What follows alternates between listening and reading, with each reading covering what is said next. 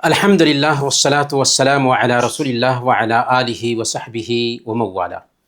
محترم بھائیوں اور بہنوں، السلام علیکم ورحمۃ اللہ وبرکاتہ۔ سیرت کورس میں آپ سب کا ہم ویلکم کرتے ہیں۔ پچھلے درس میں ہم نے اللہ کے نبی صلی اللہ علیہ وسلم کی ہجرت کے کچھ لیسنس جانا تھا، پھر اس کے بعد غزوہ بدر کے بارے میں جانا تھا، لیکن اس حوالے سے جو سوالات ہو سکتے تھے وہ باقی رہ گئے تھے۔ تو سب سے پہلے آج ہم وہ سوالات پوچھیں گے اور پھر آگے کی گفتگو کریں گے۔ تو چلتے ہیں، سب سے پہلا جو سوال ہے اس حوالے سے وہ ہے ہجرت مدینہ کے دوران اللہ کے نبی صلی اللہ علیہ وسلم کے سفر کے ساتھی کون تھے اور گائیڈ کون تھے؟ جی، ساتھی ابو بکر رضی اللہ تعالیٰ عنہ تھے، گائیڈ نہیں پتا۔ عبداللہ بن اریقط تھے جو راستے کے ماہر تھے، اور وہ مسلمان بھی نہیں تھے، لیکن پھر بھی اللہ کے نبی صلی اللہ علیہ وسلم نے ان کو اس خدمت کے لیے لیا تھا۔ دوسرا سوال ہے کہ ہجرت نبوی سے ہمیں توکل کے صحیح مفہوم کے حوالے سے کیا سبق ملتا ہے؟ توکل کا صحیح مفہوم کیا ہے؟ توکل جب ہم کہتے ہیں تو اس کا مطلب یہ قطعاً نہیں ہوتا کہ ہاتھ پر ہاتھ باندھ کر کے اللہ پر بھروسہ کریں، نہیں۔ توکل کا مفہوم ہوتا ہے کہ پلاننگ کریں، کوشش کریں، محنت کریں، سبب اختیار کریں، نتیجہ کو اللہ کے حوالے کر دیں۔ اللہ پر بھروسہ کرنے کا مطلب یہ نہیں کہ محنت کرنا چھوڑ دیں۔ جو آدمی ایسا سوچتا ہے وہ توکل نہیں کرتا، وہ اللہ پر بھروسہ نہیں کرتا۔ تیسرا سوال، مدینہ پہنچنے کے بعد اللہ کے نبی صلی اللہ علیہ وسلم نے سب سے پہلا جو تعمیری کام تھا وہ کیا کیا؟ مسجد قباء مدینہ پہنچنے کے بعد، قباء پہنچنے کے بعد، بالکل آپ نے صحیح کہا کہ قباء پہنچنے کے بعد سب سے پہلا کام یہ کیا کہ قباء میں ایک مسجد بنائی جس کا نام مسجد قباء ہے، جہاں پر اگر آدمی جاتا ہے وضو کر کے 2 رکعت نماز پڑھتا ہے اس کو 1 عمرے کا ثواب ملتا ہے۔ لیکن مدینہ پہنچنے کے بعد سب سے پہلا تعمیری کام کیا کیا؟ مسجد نبوی بنائی۔ بہت اچھا۔ تیسرا سوال ہے کہ مسجد نبوی کی زمین کن 2 یتیم بچوں کی تھی اور اسے کس طرح حاصل کیا گیا؟ 2 یتیم بچوں کے نام تھے سہل اور سہیل۔ سہل اور سہیل کی یہ زمین تھی، انہوں نے ہبہ کرنا چاہا لیکن اللہ کے نبی صلی اللہ علیہ وسلم نے تحفے میں لینا قبول نہیں کیا، بلکہ آپ نے باضابطہ اس کی قیمت لگائی اور بچوں کو قیمت دیا اور پھر زمین خرید کر کے مسجد بنائی۔ آگے کا سوال ہے کہ اذان کے کلمات کس صحابی نے خواب میں سنے اور پہلے مؤذن کون تھے؟ حضرت عبداللہ بن زید رضی اللہ تعالی عنہ نے خواب میں یہ کلمات سنے تھے، اللہ کے نبی صلی اللہ علیہ وسلم کو سنایا تو انہوں نے کہا کہ اسے حضرت بلال رضی اللہ تعالیٰ عنہ کو سکھاؤ، اور بلال رضی اللہ تعالیٰ عنہ نے سیکھ کر کے سب سے پہلے اذان دی اور اللہ کے نبی صلی اللہ علیہ وسلم کے مؤذن ٹھہرے۔ آگے کا سوال ہے مواخات سے یعنی بھائی چارہ سے کیا مراد ہے؟ حضرت عبد الرحمن بن عوف کا بھائی کسے بنایا گیا تھا؟ سعد بن ربی رضی اللہ تعالیٰ عنہ کو حضرت عبد الرحمن بن عوف رضی اللہ تعالیٰ عنہ کا بھائی بنایا گیا تھا۔ اور مواخات کا مطلب ہے مکہ سے آنے والے جو مہاجر صحابہ تھے، مدینہ کے انصار صحابہ کے بیچ بھائی چارہ قائم کرنا۔ تو 90 مہاجر تھے، 90 انصاری صحابہ کا چوائس کیا اللہ کے نبی صلی اللہ علیہ وسلم نے، اور ہر ایک کو ایک دوسرے کا بھائی بنا دیا۔ انہوں نے اپنے سگے بھائی کے جیسے ان کو گھر میں لے جا کر کے رکھا اور ان کا احترام کیا۔ لیکن جو صحابہ ہجرت کر کے آئے تھے وہ ان کے لقمہ پر پلنے والے نہیں بنے، بلکہ محنت کر کے کمانے والے بن گئے۔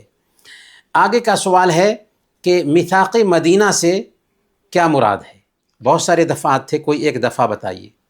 اللہ کے نبی صلی اللہ علیہ وسلم جب مدینہ میں آتے ہیں تو وہاں کے جو غیر مسلم تھے، یہودی بھی تھے، مشرکین بھی تھے، ان سب کے ساتھ ایک ایگریمنٹ کیا۔ اسی ایگریمنٹ کا نام میثاق مدینہ ہے۔ اس میں بنیادی طور پر یہ فیصلہ کیا تھا سب لوگوں کے ساتھ بیٹھ کر کے کہ اگر کوئی آدمی مدینہ پر حملہ کرے گا تو یہ ہم سب کا دیش ہے، ہم سب کا شہر ہے، اس شہر کا دفاع کریں گے سب لوگ مل کر کے۔ تو یہ ایگریمنٹ میں بنیادی طور پر فائنل کیا گیا تھا۔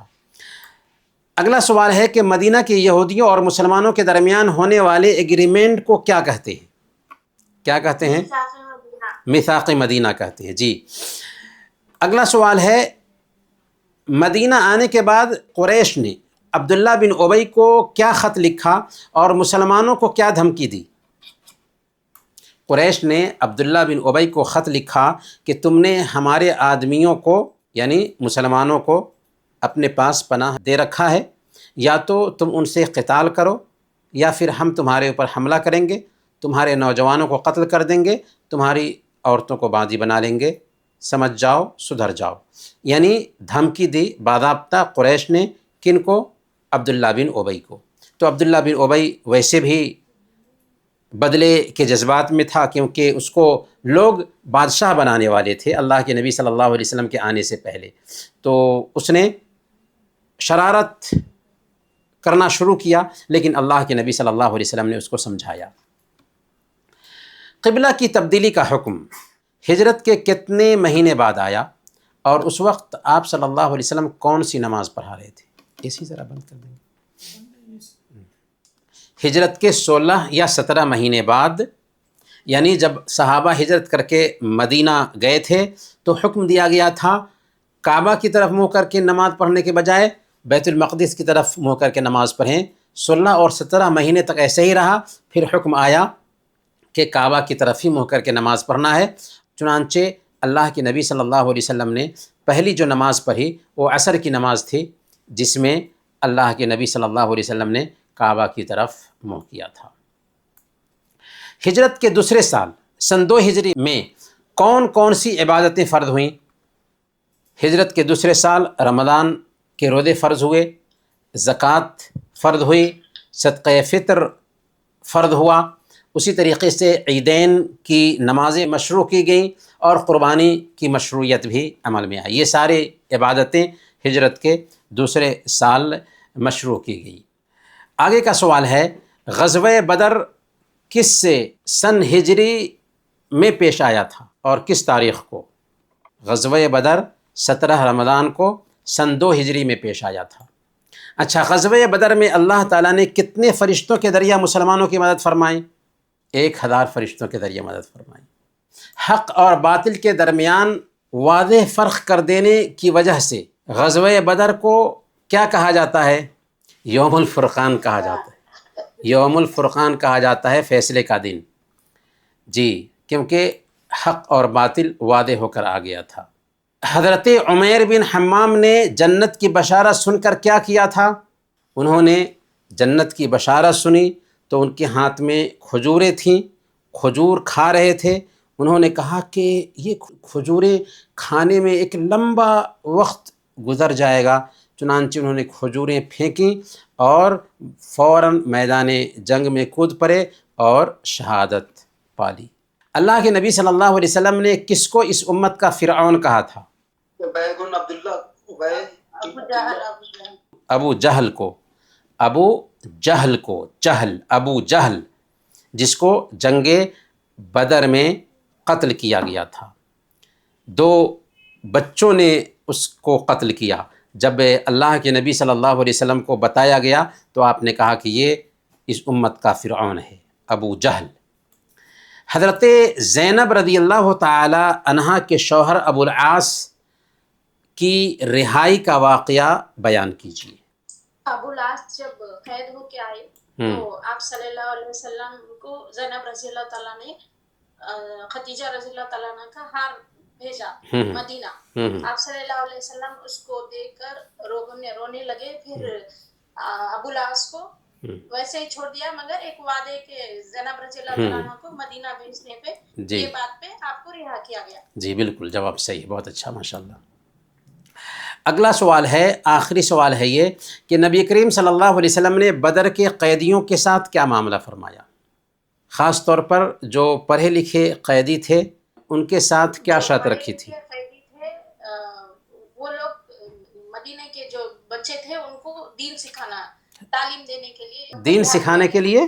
وہ تو دین نہیں، جانتے ہی نہیں تھے. ہاں تعلیم ہاں ہاں حکم دیا تھا کہ 10 بچوں کو لکھنا پڑھنا سکھا دو، یہی تمہارے لیے فدیہ ہوگا، اور باقی لوگوں سے فدیہ لے کر کے ان کو آزاد کر دیا. بہت خوب. اب ہم چلتے ہیں آج کے سبق کی طرف. آج کا کلاس ہے بدر سے احد تک. اللہ کے نبی صلی اللہ علیہ وسلم جب جنگ بدر میں بدر کی جنگ کو جیت لیتے ہیں تو اب دنیا دو حصے میں بٹ گئی تھی. ایک طرف مسلمانوں کی جیت نے پورے عرب میں مسلمانوں کی دھاک بٹھا دی تھی، مدینہ میں اسلام کی روشنی پھیلنے لگی تھی، جبکہ دوسری طرف جنگ بدر کی ہار کے بعد قریش کے سینے میں بدلے کا لاوا پکنے لگا تھا. انہوں نے اللہ کے نبی صلی اللہ علیہ وسلم کو نقصان پہنچانے کی طرح طرح کی سازشیں رچنا شروع کر دی تھیں. آئیں دیکھتے ہیں وہ کیا کیا سازشیں تھیں جو قریش نے رچا. سب سے پہلے اللہ کے نبی صلی اللہ علیہ وسلم کے قتل کی سازش. جنگ بدر میں مسلمانوں کی جیت کے بعد کا واقعہ ہے. قریش کے دو لوگ عمیر بن وہب اور صفوان بن امیہ حطیم میں، یعنی خانہ کعبہ میں جو حطیم کا حصہ ہے وہیں حطیم میں بیٹھے بدر میں جو لوگ قتل کیے گئے تھے ان کے بارے میں بات کر رہے تھے. صفوان نے کہا کہ اللہ کی قسم ایسی ذلت کے بعد جینے کا اب کوئی مزہ ہی نہیں رہا. عمیر نے ہاں میں ہاں ملایا اور کہا کہ بالکل تم سچ کہتے ہو. دیکھو اللہ کی قسم اگر میرے پاس قرض نہ ہوتا جس کی ادائیگی کے لیے میرے پاس کچھ نہیں ہے، اور پریوار کا ذمہ نہ ہوتا کہ میرے بعد وہ برباد ہو جائیں گے، تو میں سوار ہو کر کے محمد کے پاس جاتا اور اس کا کام تمام کر دیتا. اور ویسے بھی میرے پاس وہاں جانے کی ایک وجہ بھی بن سکتی ہے کیونکہ میرا بیٹا ان کے پاس قید ہے، بدر کے قیدیوں میں سے ہے. یہ سن کر کے خبیث صفوان نے فوراً اس سے کہا کہ ہم تمہارے قرض کی ذمہ داری لیتے ہیں اور تمہارے پریوار تمہاری فیملی کی بھی ذمہ داری لیتے ہیں، جاؤ اس پلان کو لاگو کر کے آؤ. عمیر نے کہا ٹھیک ہے، بس اس معاملے کو راز میں رکھنا، کسی تیسرے کو خبر نہیں ہونی چاہیے. صفوان نے کہا کہ ٹھیک ہے ایسا ہی کروں گا. اب کیا تھا، عمیر نے تلوار تیز کرایا، زہر آلود کرایا اور نکل گیا مکہ سے مدینہ. مدینہ پہنچا، مسجد نبوی کے دروازے پر اونٹنی بیٹھا رہا تھا کہ اسی بیچ حضرت عمر فاروق رضی اللہ تعالی عنہ نے اس کو دیکھ لیا. حضرت عمر فاروق رضی اللہ تعالی عنہ نے جب اس کو دیکھا تو فوراً کہا کہ یہ اللہ کا دشمن کسی برے ارادے سے آیا ہے. فوراً اس کے پاس گئے. عمیر تلوار لٹکائے ہوا تھا. آپ نے جب دیکھا کہ عمیر آ رہا ہے تو نبی پاک صلی اللہ علیہ وسلم نے فرمایا کہ عمیر کو رہنے دو، آنے دو میرے پاس. چنانچہ جب عمیر اللہ کے نبی صلی اللہ علیہ وسلم کے پاس آیا تو عمیر نے کہا صباح الخیر. اللہ کے نبی صلی اللہ علیہ وسلم نے فرمایا کہ اللہ پاک نے ہمیں ایسے تحیہ سے نوازا ہے جو تمہارے تحیہ سے بہتر ہے، یعنی السلام علیکم. اس کے بعد آپ صلی اللہ علیہ وسلم نے اس سے پوچھا عمیر تم کیوں آئے ہو؟ اس نے کہا یہ قیدی جو آپ کے قبضے میں ہے اسی کے لیے آیا ہوں، آپ لوگ ان پر ذرا احسان کیجیے. آپ صلی اللہ علیہ وسلم نے کہا کہ تو پھر یہ تلوار جو تمہاری گردن میں لٹکی ہوئی ہے یہ کس لیے؟ اس نے کہا اللہ ان تلواروں کا برا کرے، یہ کب ہمارے کام آئی ہے؟ آپ صلی اللہ علیہ وسلم نے کہا کہ سچ سچ بتاؤ کیوں آئے ہو؟ اس نے بار بار کہا کہ بس اسی قیدی کے لیے آیا ہوں اور کوئی مقصد نہیں ہے. اللہ کے نبی صلی اللہ علیہ وسلم نے فرمایا عمیر سچ سچ بتاؤ، کیا یہ حقیقت نہیں کہ تم اور صفوان حطیم میں بیٹھے ہوئے تھے، بدر میں تمہارے لوگ جو قتل کیے گئے ہیں ان کے بارے میں بات کر رہے تھے، تم نے کہا کہ اگر مجھ پر قرض نہ ہوتا اور فیملی کا بوجھ نہ ہوتا تو میں مدینہ جاتا، محمد کو قتل کر دیتا، اور یہ سن کر کے صفوان نے تمہارے قرض کی ذمہ داری لی، تمہاری فیملی کی ذمہ داری لی تاکہ تم مجھے قتل کر دو، لیکن یاد رکھو اللہ میرے اور تمہارے بیچ حائل ہے۔ عمیر سن کر کے دنگ رہ جاتا ہے، یہ تو میرے اور صفوان کے بیچ بات ہوئی ہے اور تیسرے کے کانوں کان بھی خبر نہیں، لیکن مدینہ میں محمد الرسول اللہ صلی اللہ علیہ وسلم یہ بات بتا رہے ہیں۔ فوراً ہدایت کے لیے دل کھل جاتا ہے اور کہہ اٹھتے ہیں اشہد اللہ الہ الا اللہ و اشہد ان محمد رسول اللہ، میں گواہی دیتا ہوں کہ اللہ کے علاوہ کوئی معبود برحق نہیں، اور میں گواہی دیتا ہوں کہ آپ اللہ کے رسول ہیں۔ پھر اس نے کہا کہ اللہ کا شکر ہے کہ اللہ تعالیٰ نے مجھے اس دین کی ہدایت دی اور مجھے یہاں تک ہانک لایا۔ اللہ اکبر۔ ذرا دیکھا آپ نے کہ کیسے کیسے اللہ تعالیٰ لوگوں کو ہدایت دیتا ہے بہرکیف۔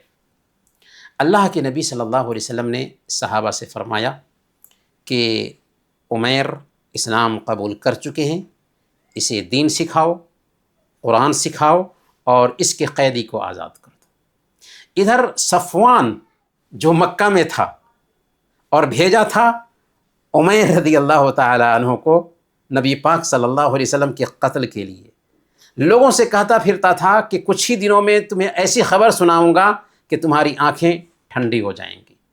بالآخر اسے کسی نے بتا دیا کہ عمیر تو مسلمان ہو چکا ہے۔ یہ سن کر صفوان نے قسم کھائی کہ اس سے میں کبھی بات نہیں کروں گا۔ عمیر اسلام سیکھتے ہیں مدینہ میں، پھر مکہ آتے ہیں اور مکہ آنے کے بعد لوگوں میں اسلام کو پھیلانا شروع کر دیتے ہیں، اور ان کے ہاتھ پر بھی بہت سارے لوگوں نے اسلام قبول کیا۔ میرے بھائیوں، یہاں پر ذرا ٹھہریں اور غور کریں۔ جنگ بدر کے بعد ایک طرف قریش کے سینوں میں بدلے کا لاوا پک رہا تھا، جس کی واضح مثال یہ قصہ ہے، جس میں آپ دیکھ رہے ہیں کہ ایک شخص نبی پاک صلی اللہ علیہ وسلم کو قتل کرنے کے ارادہ سے نکلتا ہے، جب راز کھل جاتا ہے تو اسلام کا ہو کر رہ جاتا ہے۔ یہ قصہ ہمیں کیا سکھاتا ہے؟ سب سے پہلے اس قصہ سے ہم یہ سیکھتے ہیں کہ اللہ تعالی ہر چیز کی نگرانی کر رہا ہے، ہر شخص کی نگرانی کر رہا ہے۔ ہر شخص سے چھپ سکتے ہیں لیکن رب سے نہیں چھپ سکتے۔ دوسرا جو اہم میسیج اس واقعے سے ملتا ہے وہ یہ ہے کہ اللہ تعالیٰ نے اس واقعے کی خبر نبی پاک صلی اللہ علیہ وسلم کو دے دی۔ یہاں پر بہت سارے لوگ جو گمراہ ہیں افواہ پھیلاتے ہیں، غلط فہمی پھیلاتے ہیں کہ اللہ کے نبی صلی اللہ علیہ وسلم غیب جانتے تھے۔ اللہ تعالیٰ نے اپنے نبی سے کہا قل لا املک لنفسی نفعا ولا ضرا الا ما شاء اللہ ولو كنت اعلم الغیب لاستکثرت من الخیر وما مسنی السوء۔ آپ کہہ دیجئے کہ میں نفع اور نقصان کا اپنے لیے بھی مالک نہیں، اللہ جو چاہتا ہے وہی ہوتا ہے، اور اگر میں غیب جانتا ہوتا تو بہت ساری بھلائیاں سمیٹ لیتا اور مجھے تکلیف بھی نہیں پہنچتی۔ ابھی آپ سنیں گے کہ کیسے اللہ کے نبی صلی اللہ علیہ وسلم کو جنگ احد میں ستایا جاتا ہے، آپ کے دانت مبارک توڑ دیے جاتے ہیں، اور اس جنگ احد میں ہوتا یہ ہے کہ 50 صحابہ اپنی جگہ چھوڑ دیتے ہیں تو جیتی ہوئی جنگ ہار میں بدل جاتی ہے۔ اگر آپ کو پتہ ہوتا تو آپ بتا دیتے۔ اللہ کے نبی صلی اللہ علیہ وسلم کی بیوی سیدہ عائشہ رضی اللہ تعالی عنہا کے اوپر الزام لگتا ہے، 1 مہینہ تک اللہ کے نبی صلی اللہ علیہ وسلم پریشان رہتے ہیں، اگر آپ کو پتہ ہوتا تو فوراً بول دیتے۔ تو اللہ کے نبی صلی اللہ علیہ وسلم غیب نہیں جانتے تھے، لیکن غیب کی وحی آپ پر آتی تھی، غیب کی باتیں آپ کو بتائی جاتی تھیں۔ چنانچہ یہاں پر بھی اللہ تعالیٰ نے اپنے نبی کو بتا دیا۔ ایک طرف تو یہ دشمنی تھی کفار مکہ کی، دوسری طرف بدر کی جنگ نے مسلمانوں کی جو دھاک بیٹھا دی تھی، اسی کا اثر ہوا کہ کچھ لوگ مدینہ میں اپنا فائدہ حاصل کرنے کے لیے نفاق کا لباس پہن لیے، کیونکہ دیکھا کہ اب تو کوئی چارہ نہیں، اس لیے ظاہر میں اسلام کا اعلان کر دیا۔ ان میں عبداللہ بن ابی سب سے پہلے نمبر پر تھا، جو منافقوں کا سردار بنا۔ یہ بندہ اتنا خبیث تھا کہ جمعہ کے دن جب صحابہ مسجد میں اکٹھا ہوتے تو کھڑا ہو جاتا اور کہتا کہ یہ تمہارے رسول ہیں، ان کی بات غور سے سنو اور ان کی بات پر عمل کرو، حالانکہ دل میں نفاق رکھے ہوا تھا۔ تو یہ تھا عبداللہ بن ابی۔ برکیف یہ نفاق بھی جنگ بدر کے بعد ہی مدینہ میں پیدا ہوا۔ آگے چلتے ہیں، غزوہ بنو قینقاع، یہ دوسرا مسئلہ تھا جو جنگ بدر کے بعد پیدا ہوتا ہے۔ مدینہ میں یہودیوں کے 3 قبیلے رہتے تھے، ان میں سے ایک قبیلہ بنو قینقاع تھا۔ اللہ کے نبی صلی اللہ علیہ وسلم نے مدینہ میں قدم رکھنے کے بعد یہودیوں سے ایگریمنٹ کیا، اور ہم اس کو جان چکے ہیں، لیکن سب سے پہلے یہودیوں کے 3 قبائل میں سے بنو قینقاع نے اس ایگریمنٹ کو توڑ دیا۔ جنگ بدر کے بعد مسلمانوں سے کھل کر دشمنی کا اظہار کرنے لگے، مسلمانوں میں خلفشار مچاتے، جو مسلمان بازار جاتا اس کا مذاق اڑاتے، ان کو تکلیف پہنچاتے، یہاں تک کہ مسلمان عورتوں کے ساتھ چھیڑخانی شروع کر دیا۔ اللہ کے نبی صلی اللہ علیہ وسلم کو پتہ چلا تو بنو قینقاع کے بازار میں یہودیوں کو جمع کرتے ہیں، انہیں نصیحت کرتے ہیں کہ دیکھو یہودیوں، تم سب نے مل کر کے ایگریمنٹ پاس کیا ہے کہ ہم ملک کی حفاظت کریں گے، یہ ملک ہمارا ہے، یہ شہر ہمارا ہے، اور یہاں امن قائم رکھیں گے، تو اس ایگریمنٹ کے مطابق چلو۔ لیکن الٹے محمد صلی اللہ علیہ وسلم پر ہی برس پڑے۔ انہوں نے کیا کہا؟ کہنے لگے کہ محمد، آپ خود فریبی میں مبتلا نہ ہو، یعنی اپنے آپ کو دھوکہ مت دیں۔ قریش جیسے اناری لوگوں سے جنگ کر کے آپ نے میدان جیت لیا تو سمجھتے ہیں کہ ہم نے کمال کر لیا ہے، اگر ہم سے جنگ ہو گئی تو پتہ چل جائے گا کہ آپ کتنے پانی میں ہیں۔ بنو قینقاع کے جواب کا صاف مطلب تھا اعلان جنگ۔ اللہ کے نبی صلی اللہ علیہ وسلم نے صبر کیا اور ان کو سمجھا کر کے وہاں سے نکل آئے، لیکن اس کے بعد اس سے بھی سخت حرکت کی بنو قینقاع کے لوگوں نے۔ ایک دن کی بات ہے، ایک عرب عورت بنو قینقاع کے بازار میں سامان بیچ کر کسی ضرورت کے لیے ایک سونار کے پاس بیٹھی۔ سونار یہودی تھا۔ یہودیوں نے جو وہاں بیٹھے ہوئے تھے اس مسلمان عورت کا چہرہ کھلوانا چاہا، شرارت، مگر اس مسلمان عورت نے چہرہ کھولنے سے انکار کر دیا۔ اس پر اس یہودی نے چپکے سے اس صحابیہ کے کپڑے کو، جو اس کا نچلا حصہ تھا، پیچھے سے باندھ دیا۔ اب ظاہر سی بات ہے کہ ایک عورت جب اٹھے گی تو کپڑا اٹھ جائے گا، اور ان کو خبر نہیں تھی، جب وہ اٹھیں تو بے پردہ ہو گئی۔ یہ دیکھ کر خبیث یہودی جو وہاں پر بیٹھے ہوئے تھے قہقہا لگانے لگے۔ عورت نے چیخ اور پکار لگائی، جسے سن کر ایک مسلمان وہاں پہنچا اور غیرت میں آ کر کے اس سونار پر حملہ کیا، اسے مار دیا۔ جواب میں یہودیوں نے بھی اس مسلمان پر حملہ کیا اور صحابی کو قتل کر دیا۔ دونوں طرف سے شور اور ہنگامہ ہوا، نتیجہ کے طور پر دونوں فریق میں بلوا ہو گیا۔ اللہ کے نبی صلی اللہ علیہ وسلم کو خبر ملی. پہلے ایگریمنٹ توڑا تھا بنو قینقاع کے لوگوں نے، شرارت کر رہے تھے، یہاں تک کہ ایک صحابی کو قتل کر دیا اور صحابیہ کے ساتھ بدتمیزی کی، غیرت کا جنازہ نکالا.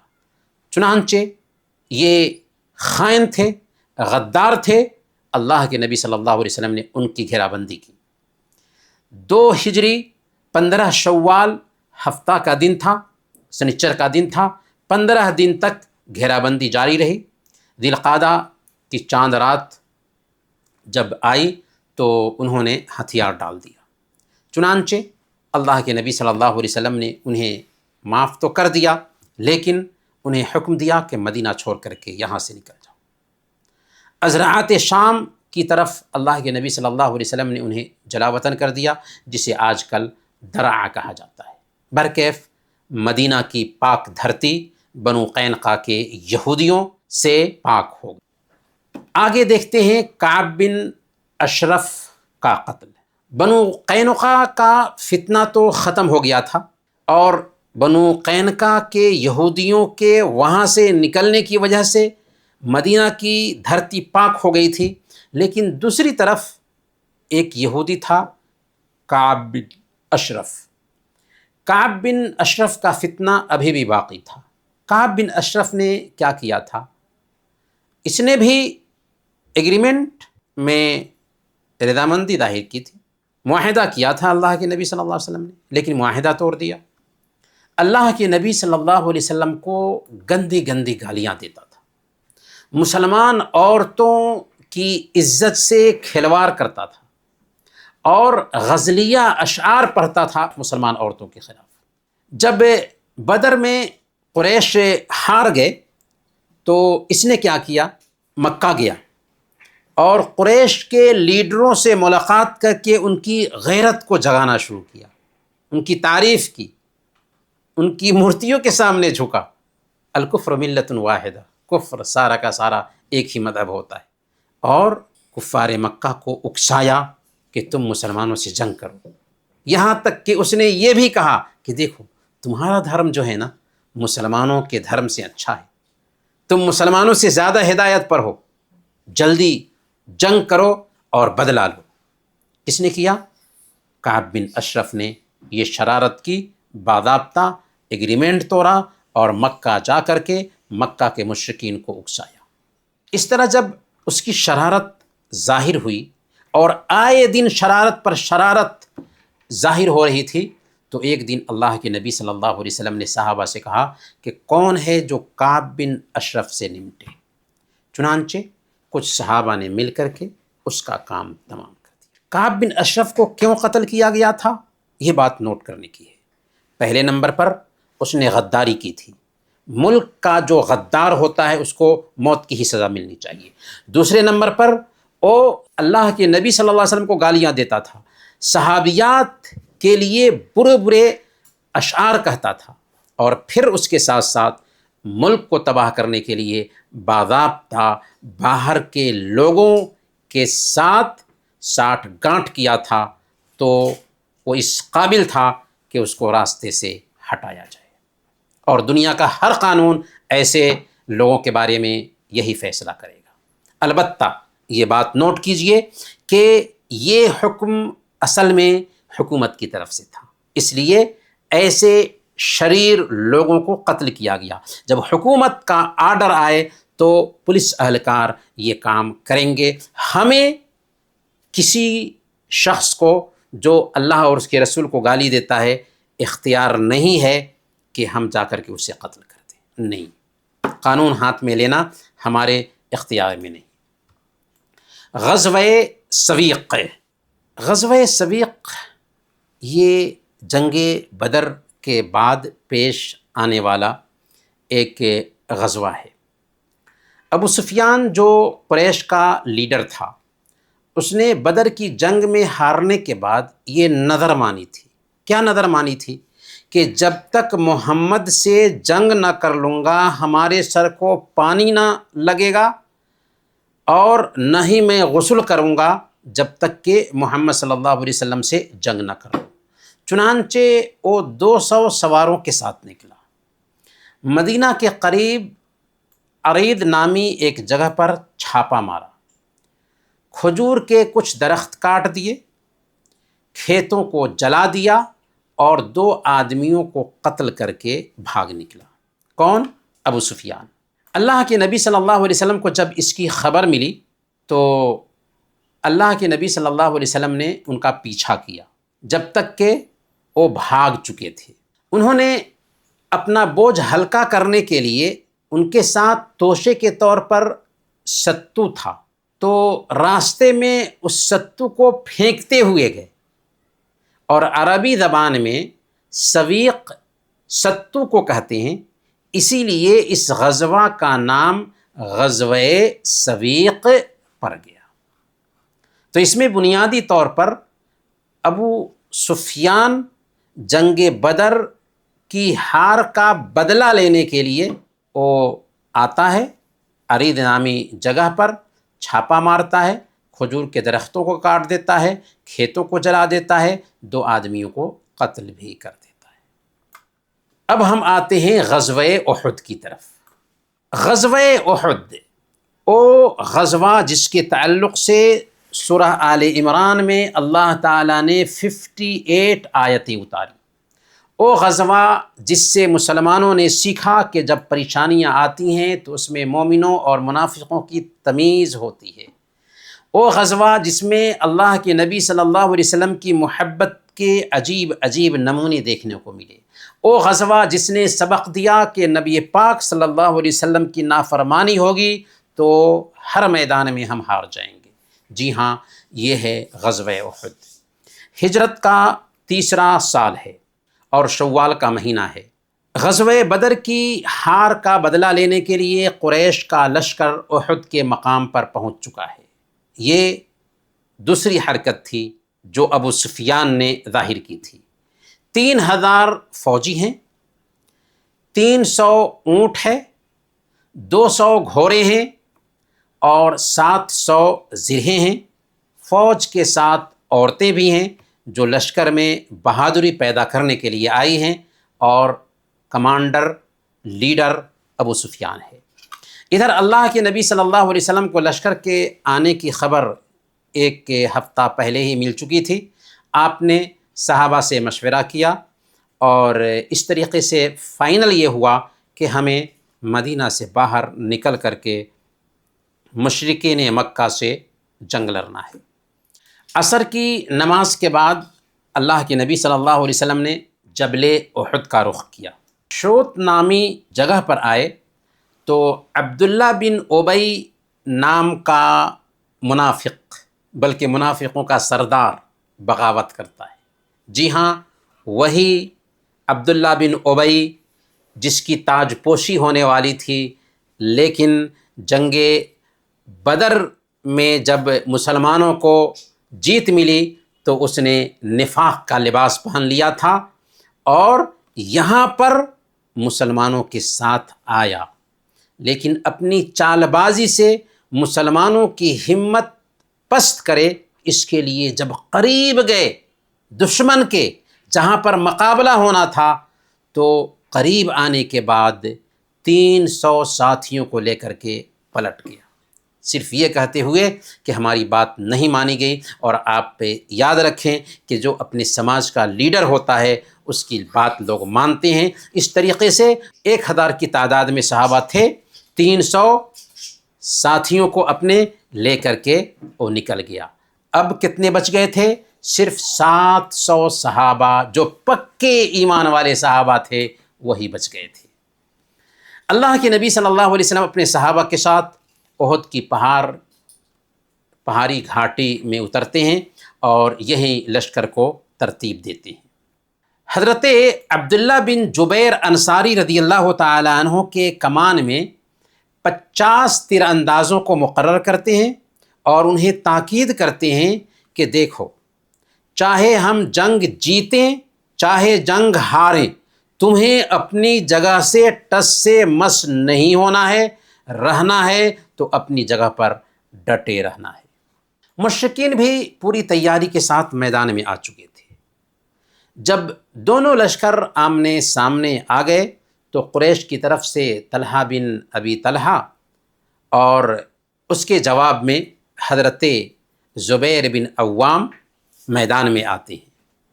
حضرت زبیر بن عوام رضی اللہ تعالی عنہ شیر کی طرح جست لگاتے ہیں اور اسے اپنی گرفت میں لیتے ہیں، یہاں تک کہ زمین پر کودتے ہیں اور اسے ذبح کر دیتے ہیں۔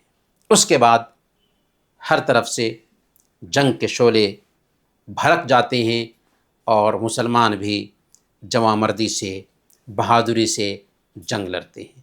اس دن حضرت ابو دجانہ رضی اللہ تعالیٰ عنہ اور حضرت حمزہ رضی اللہ تعالیٰ عنہ نے ریکارڈ کی بہادری کا مظاہرہ کیا۔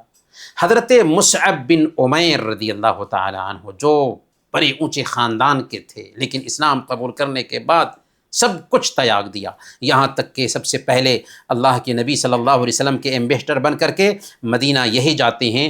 مصعب بن عمیر رضی اللہ تعالیٰ عنہ مسلمانوں کا جھنڈا لیے ہوئے تھے، اللہ کے نبی صلی اللہ علیہ وسلم کا دفاع کر رہے تھے۔ اچانک ابن قمیہ نے حضرت مصعب بن عمیر رضی اللہ تعالیٰ عنہ پہ وار کیا اور انہیں شہید کر دیا۔ چونکہ وہ اللہ کے نبی صلی اللہ علیہ وسلم کے ہم شکل تھے، اللہ کے نبی صلی اللہ علیہ وسلم کی شکل کے تھے، اس لیے افواہ پھیل گئی کہ رسول اللہ صلی اللہ علیہ وسلم شہید کر دیے گئے۔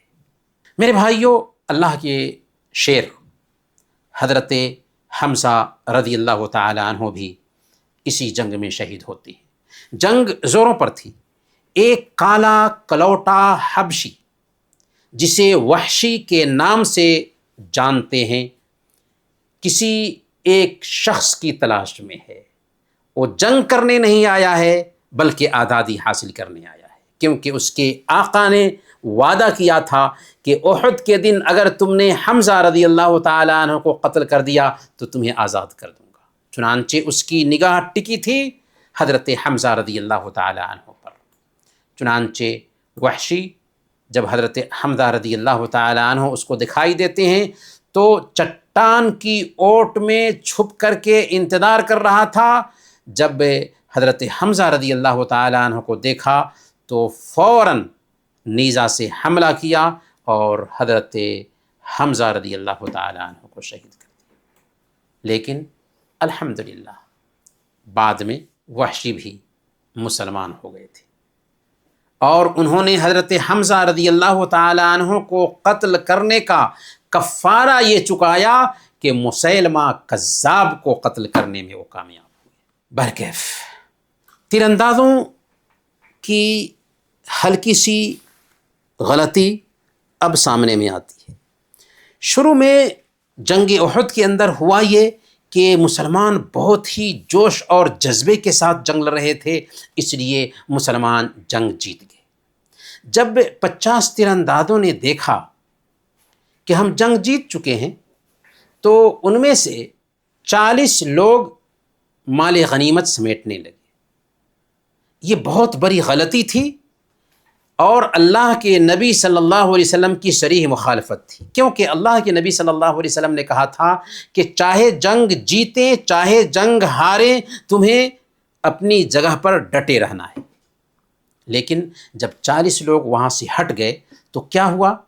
حضرت خالد بن ولید رضی اللہ تعالیٰ عنہ جو ابھی اسلام قبول نہیں کیے تھے، انہوں نے موقع کو غنیمت جانا اور پہاڑ کی طرف سے حملہ کر کے ان 10 صحابہ کو شہید کر دیا۔ پھر پہاڑ کے پیچھے سے آ کر مسلمانوں کی پیٹھ پر آ گئے۔ یہاں پر اللہ کے نبی صلی اللہ علیہ وسلم مشرکین کے نرغے میں آ جاتے ہیں۔ اللہ کے نبی صلی اللہ علیہ وسلم ایک جگہ پر تشریف رکھتے تھے، آپ کے ساتھ 7 انصار اور 2 مہاجرین تھے۔ جب آپ نے پہاڑ کے پیچھے سے حضرت خالد بن ولید کو دیکھا کہ اپنی فوج نکال رہے ہیں تو مسلمانوں کو پکارا، اللہ کے بندو میری طرف آؤ۔ اس آواز کو سن کر کے مسلمانوں سے پہلے مشرکین آپ کے قریب آ گئے۔ ان کے ایک دستے نے تیزی سے اللہ کے نبی صلی اللہ علیہ وسلم کا رخ کیا کہ مسلمانوں کے آنے سے پہلے آپ کا کام تمام کر دے۔ اس موقع پر اللہ کے نبی صلی اللہ علیہ وسلم نے فرمایا تھا، من یردہم عنی وَلَهُ الْجَنَّةُ، کون ہے جو ان کو ہم سے دور کرے اور اس کے لیے جنت ہے۔ اس پر ایک انصاری آگے آئے اور مشرکین سے لڑتے ہوئے اللہ کے نبی صلی اللہ علیہ وسلم کی دفاع میں شہید ہو گئے۔ آپ نے پھر کہا مَن يَرُدُّهُمْ عَنِّي وَلَهُ الْجَنَّةُ، کون ہے جو ان کو ہم سے دور کرے اور اس کے لیے جنت ہے۔ اب ایک دوسرے صحابی آگے آتے ہیں، ان کو پیچھے دھکیلتے رہتے ہیں، مقابلہ کرتے رہتے ہیں، یہاں تک کہ شہید ہو جاتے ہیں۔ پھر تیسرے نے، پھر چوتھے نے، یہاں تک کہ ساتوں انصاری صحابہ اللہ کے نبی صلی اللہ علیہ وسلم کی حفاظت کے لیے اپنا سینہ آگے کر رہے ہیں اور سب کے سب شہید ہو جاتے ہیں۔ اللہ کے نبی صلی اللہ علیہ وسلم کو تیروں سے بچانے کے لیے اپنی جان قربان کر دیتے ہیں، اپنے سینے کو چھلنی کر لیتے ہیں، لیکن نبی پاک صلی اللہ علیہ وسلم کو نقصان پہنچنے نہیں دیتے۔ اللہ کے نبی صلی اللہ علیہ وسلم کے پاس اب صرف 2 آدمی بچ گئے تھے، ایک طلحہ بن عبید اللہ اور دوسرے سعد بن ابی وقاص رضی اللہ عنہما۔ دونوں بار بار تیر چلا رہے تھے، لیکن دشمن کی تعداد زیادہ تھی۔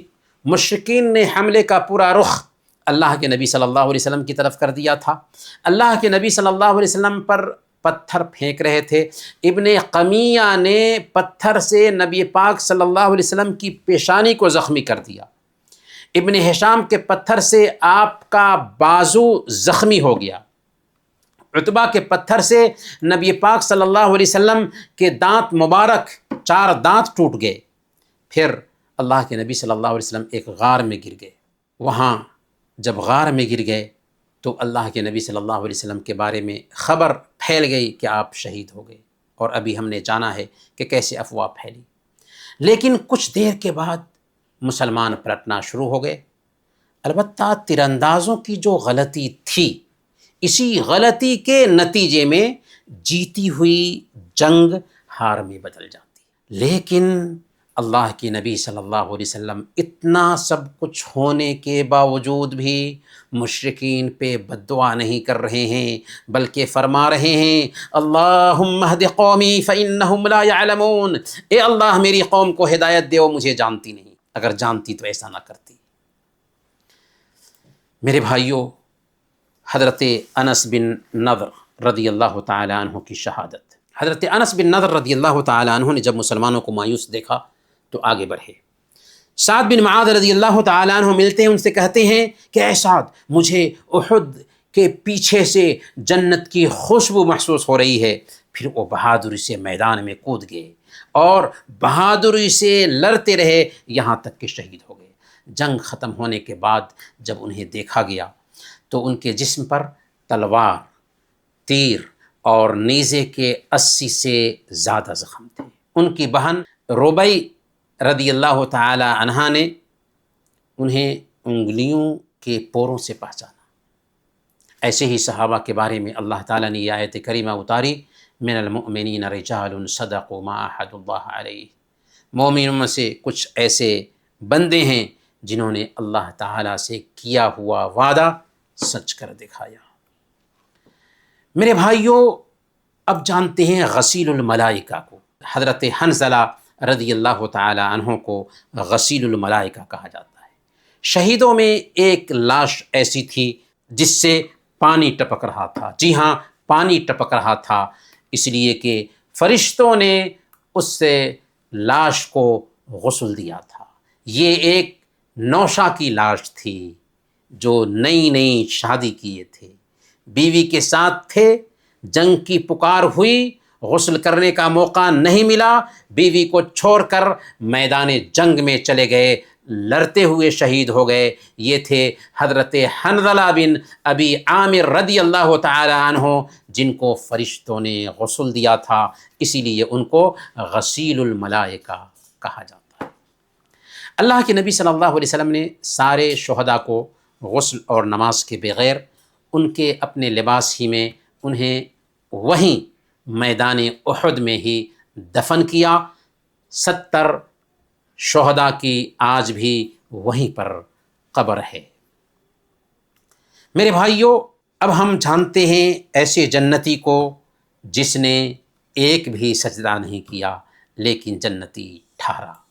بنو عبد اشہل کے ایک صحابی عمر بن عقیش، جن کا نام اسیرم تھا، اسیرم سے وہ مشہور ہیں، جنگ احد سے پہلے اسلام نہیں لائے تھے۔ جب جنگ احد کا وقت آیا تو اللہ کے نبی صلی اللہ علیہ وسلم کے پاس آئے اسلام قبول کرنے کے لیے۔ پتہ چلا کہ اللہ کے نبی صلی اللہ علیہ وسلم جنگ احد میں ہیں، فوراً کلمہ پڑھتے ہیں اور تلوار لے کر کے میدان جہاد میں حاضر ہو جاتے ہیں، دشمن کے خلاف جنگ کرتے ہیں، یہاں تک کہ آخری حالت کو پہنچ جاتے ہیں۔ بنو عبد اشہل کے لوگ اپنے زخمیوں کی تلاش کر رہے تھے تو ان میں اسیرم کو بھی دیکھا، حیران رہ گئے کہ یہ تو مسلمان نہیں ہے، یہ یہاں پر کیسے؟ پوچھا کہ اے عمر تم یہاں کیسے ہو؟ اسیرم رضی اللہ تعالیٰ عنہ نے کہا کہ میں اسلام لایا اور اپنی تلوار لے کر کے اللہ کے نبی صلی اللہ علیہ وسلم کے ساتھ جنگ کے لیے آیا، اور میری ابھی تم حالت دیکھ رہے ہو۔ چنانچہ اسی کے بعد وہ شہید ہو گئے۔ اللہ کے نبی صلی اللہ علیہ وسلم کو بتایا گیا تو آپ نے فرمایا انہ من اہل الجنہ، یہ اہل جنت میں سے ہے۔ حضرت ابو ہریرہ رضی اللہ تعالیٰ عنہ اکثر لوگوں سے پہلے پوچھا کرتے تھے مجھے اس آدمی کے بارے میں بتاؤ جو جنت میں داخل ہوا لیکن اس نے کبھی نماز کا ایک سجدہ بھی نہیں کیا اور جنت میں داخل ہو گیا۔ جب لوگ نہیں بتا پاتے تو حضرت ابو ہریرہ رضی اللہ تعالیٰ عنہ کہتے تھے کہ یہ اسیرم ہیں، اسیرم۔ میرے بھائیوں اور دینی بہنوں، اس جنگ میں مشرکین کے 22 یا 37 لوگ مارے گئے جبکہ 70 صحابہ شہید ہوئے۔ اللہ کے نبی صلی اللہ علیہ وسلم نے شہداء کو دفن کرنے کے بعد مدینہ کا رخ کیا۔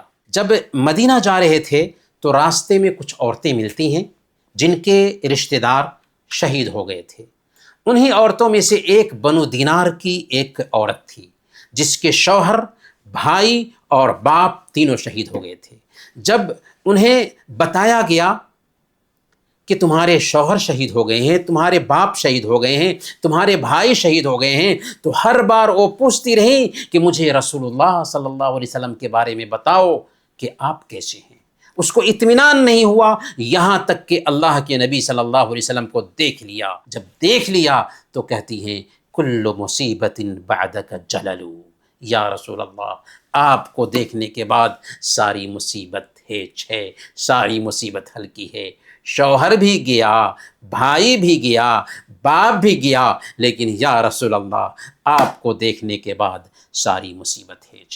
میرے بھائیوں، یہ ہے غزوہ احد کی ہلکی سی جھلک جس میں آپ نے دیکھا کہ صحابہ کرام نے کیسے نبی پاک صلی اللہ علیہ وسلم سے محبت کا ثبوت دیا، آپ کی حفاظت میں اپنی جانیں گنوا دی۔ اس غزوے میں سب سے اہم جو سبق ملتا ہے وہ یہ ہے کہ اللہ کے نبی صلی اللہ علیہ وسلم کی ہلکی سی نافرمانی ہوئی جس کے نتیجے میں جیتی ہوئی جنگ ہار میں بدل جاتی ہے۔ یہاں پر ہمیں سبق یہ ملتا ہے کہ زندگی میں اگر نبی پاک صلی اللہ علیہ وسلم کے خلاف چلیں گے تو ہم جیت نہیں سکتے، ہم ہاریں گے ہی۔ وَجُعِلَ الذُّلُّ وَالصَّغَارُ عَلَى مَنْ خَالَفَ أَمْرِي، جو میری مخالفت کرے، میرے حکم کے خلاف جائے، اس پر ذلت مسلط کر دی جاتی ہے۔ میرے بھائیوں، یہاں پر ہمیں بہت بڑا سبق ملتا ہے جنگ احد سے۔ اس غزوے میں اللہ کے نبی صلی اللہ علیہ وسلم کی شفقت بھی ظاہر ہوتی ہے کہ ظالموں نے آپ کو ستایا، پریشان کیا، آپ کے دندانے مبارک توڑے، لیکن آپ خون سے لہو لہان ہیں اور ان کے لیے دعا کر رہے ہیں اللہم اہد قومی فإنہم لا یعلمون، اے اللہ میری قوم کو ہدایت دے، یہ جانتی نہیں ہے۔ میرے بھائیوں، اب ہم چلتے ہیں سوالات میں سب سے پہلا سوال ہے عمیر بن وہب اور صفوان بن امیہ کا پلان کیا تھا؟ عمیر بن وہب اور صفوان بن امیہ نے پلان کیا تھا نبی پاک صلی اللہ علیہ وسلم کے قتل کا، اور عمیر آیا بھی باضابطہ تلوار سونت کر کے نبی پاک صلی اللہ علیہ وسلم کے پاس، لیکن اللہ تعالیٰ نے نبی پاک صلی اللہ علیہ وسلم کو خبر کر دیا اس سازش کے بارے میں۔ اب جب اس نے سوچا کہ اس کے بارے میں تو ہم اور صفوان بات کیے تھے، محمد صلی اللہ علیہ وسلم کو کیسے خبر ہو گئی؟ سمجھ گئے کہ یہ اللہ کے نبی صلی اللہ علیہ وسلم ہے، اسلام قبول کر لیا۔ حضرت عمر فاروق رضی اللہ تعالی عنہ کا رد عمل کیا تھا، پرتکریا کیا تھا اس معاملے کو لے کر؟ کیونکہ حضرت عمر فاروق رضی اللہ تعالی عنہ نے جب عمیر کو دیکھا تلوار لٹکائے ہوئے آ رہے ہیں تو فوراً اس کی گردن کو تھام لیا اور اللہ کے نبی صلی اللہ علیہ وسلم کی خدمت پیش کیا کہ یہ برے ارادے سے آیا ہے۔ غزوہ بنو قینقاع کا فوری سبب کیا بنا؟ ہم 5 منٹ میں اپنی بات ختم کریں گے۔ ہم جواب دے دیتے ہیں۔ فوری سبب یہ بنا کہ جب ایک یہودی سونار نے ایک مسلم خاتون کی بے عزتی کی تو وہ بے پردہ ہو گئیں، اور پھر بنو قینقاع نے اللہ کے نبی صلی اللہ علیہ وسلم کے ایگریمنٹ کو بھی توڑا تھا، دھمکی بھی دی تھی، اس لیے اللہ کے نبی صلی اللہ علیہ وسلم نے ان کی گھیرا بندی کی اور 15 دن میں وہ مدینہ چھوڑنے پر راضی ہو گئے۔ کعب بن اشرف کے قتل کا حکم کیوں دیا گیا؟ اس لیے کہ کعب بن اشرف نے سب سے پہلے ملک کے ساتھ غداری کی تھی، دوسرے نمبر پر اللہ کے نبی صلی اللہ علیہ وسلم اور صحابہ کرام کو گالیاں دیتا تھا، تیسرے نمبر پر ملک کو نقصان پہنچانے کے لیے باضابطہ قریش سے ساٹھ گانٹھ کیا تھا، اور پھر شرارت یہ تھی کہ مسلمان عورتوں کے بارے میں گندے گندے اشعار کہتا تھا۔ اس لیے ایسے غدار کی سزا موت ہی ہے، لیکن چونکہ یہ حکم حکومت کی طرف سے تھا اس لیے صحیح ہے۔ ہمیں کسی ایسے بدمعاش اور اللہ اور اس کے رسول کو گالی دینے والے کو قتل کرنے کا اختیار نہیں ہے۔ آگے کا سوال ہے، غزوہ سویق کو غزوہ سویق کیوں کہا جاتا ہے؟ اس لیے کہ ابو سفیان مدینہ پر دھاوا بولنے کے لیے آیا تھا، مسلمانوں نے اس کا پیچھا کیا تو وہ بھاگتے ہیں تو اپنے ساتھ ستو لے کر کے آئے تھے، اور تھیلے میں ستو رکھا ہوا تھا تو پھینکتے ہوئے بھاگے۔ اسی مناسبت سے اس غزوہ کو غزوہ سویق کہتے ہیں، اور سویق کا معنی ستو کے ہوتا ہے۔ مشرکین کے لشکر کی تعداد کتنی تھی غزوہ احد میں، اور سپہ سالار کون تھا؟ مشرکین کے لشکر کی تعداد 3000 تھی اور ان کا لیڈر ابو سفیان تھا۔ اگلا سوال ہے، غزوہ احد میں عبداللہ بن ابی 300 ساتھیوں کو لے کر کیوں واپس چلا گیا؟ جواب ہے کہ وہ منافق تھا اور اس کا مقصد تھا مسلمانوں کی ہمت کو توڑنا، عین وقت پر دھوکہ دیا تاکہ مسلمانوں میں انتشار پیدا کرے، لیکن مسلمان طاقت کی بنیاد پر نہیں جیتتے، عدد کی بنیاد پر نہیں جیتتے، بلکہ ایمان کی بنیاد پر جیتتے ہیں۔ جبل احد پر کتنے تیر انداز تھے اور انہیں کیا تاکید کی تھی اللہ کے نبی صلی اللہ علیہ وسلم نے؟ 50 تیر انداز تھے۔ تاکید کیا تھا کہ چاہے ہم جنگ جیتیں چاہے ہاریں، تمہیں ٹس سے مس نہیں ہونا ہے۔ جی بہت اچھا۔ غزوہ احد میں عارضی وقتی نقصان کی وجہ کیا بنی؟ آپ صلی اللہ علیہ وسلم کی نافرمانی، اللہ کے نبی صلی اللہ علیہ وسلم کی نافرمانی۔ بہت اچھا۔ حضرت حمزہ رضی اللہ تعالی عنہ کی شہادت کا قصہ کیا ہے اور کس نے شہید کیا؟ جنگ احد میں حضرت حمزہ رضی اللہ تعالیٰ عنہ کو وحشی نامی شخص نے شہید کیا۔ جی، کیوں شہید کیا تھا؟ کیونکہ آزادی کا اس کو پروانہ ملنا تھا۔ لیکن یہی وحشی ہیں جو اسلام بھی قبول کرتے ہیں اور مسلمہ کذاب کو جو نبوت کا دعویٰ کرتا تھا اس کو قتل کرتے ہیں۔ الحمدللہ۔ حضرت حنظلہ رضی اللہ تعالی عنہ کو غسیل الملائکہ کیوں کہا جاتا ہے؟ کیونکہ وہ شادی کی رات اپنے گھر والوں کے ساتھ رہے تھے اور غسل نہیں کیے تھے، اچانک جنگ میں گئے اور شہید ہو گئے تو فرشتوں نے انہیں غسل دیا، اسی لیے غسیل الملائکہ کہلاتے ہیں۔ اسیرم رضی اللہ تعالی عنہ کے قصہ سے ہمیں کیا سبق ملتا ہے؟ ان کے قصہ سے ہمیں یہ سبق ملتا ہے کہ ہدایت اللہ کے ہاتھ میں ہے اور اعمال کا دار و مدار خاتمے پر ہے۔ ایک شخص جس نے کبھی سجدہ نہیں کیا لیکن ایمان لاتا ہے اور جہاد میں شہید ہو جاتا ہے، جنت کا مستحق ٹھہرتا ہے۔ بنو دینار کی عورت نے کیا کہا تھا اپنے شوہر، اپنے بیٹے اور اپنے باپ کی شہادت کی خبر سن کر بھی؟